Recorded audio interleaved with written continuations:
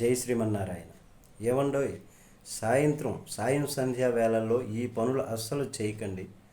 పగలు పూర్తయ్యే వేళ, చీకటి ప్రారంభమయ్యేటటువంటి వేళ, ఈ రెండింటికి మధ్య ఉన్నటువంటి ఉత్తర సంధ్యలో, సంధ్యా సమయంలో, ఆ సమయంలో పొరపాటును కూడా ఈ 3 పనులు చేయకండి. అవేంటి? భుజించరాదు. మొట్టమొదటిగా ఆ సమయంలో తినకూడదు. కలియుగం వచ్చింది. మరి కలియుగ లక్షణము, కలియుగ ధర్మం ఎలా ఉంటుంది? భ్రష్టు పట్టేసింది. బల్ల ముందు నిలబడి, రోడ్ల పక్కన బల్లలు ఉంటాయి కదా, ఆ బల్ల ముందు నిలబడి అసుర సంధ్య వేళల్లో ఎడమ చేతితో పెట్టుకు తినేస్తుంటాం. వేళలు లేవు కాబట్టి తినడం నిషిద్ధం. ఎందుకు? అది ఉగ్రవేళ.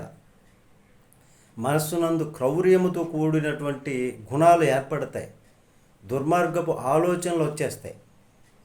కాబట్టి సాయం సంధ్యా వేళలో ఆ పనులు చేయకండి. అలాగే రెండవది, అసుర సంధ్యా వేళ, ఈ సమయంలో నిద్రించకూడదు కూడా. ఇక మూడవది, మైథునం జరపకూడదు. ఇది అందరికీ తెలిసినటువంటి విషయమే. ఈ 3 కూడా తప్పనిసరిగా పాటించాలండి ప్రతి ఒక్కరు కూడా. మనకి శుభం జరుగుతుంది. నమస్తే.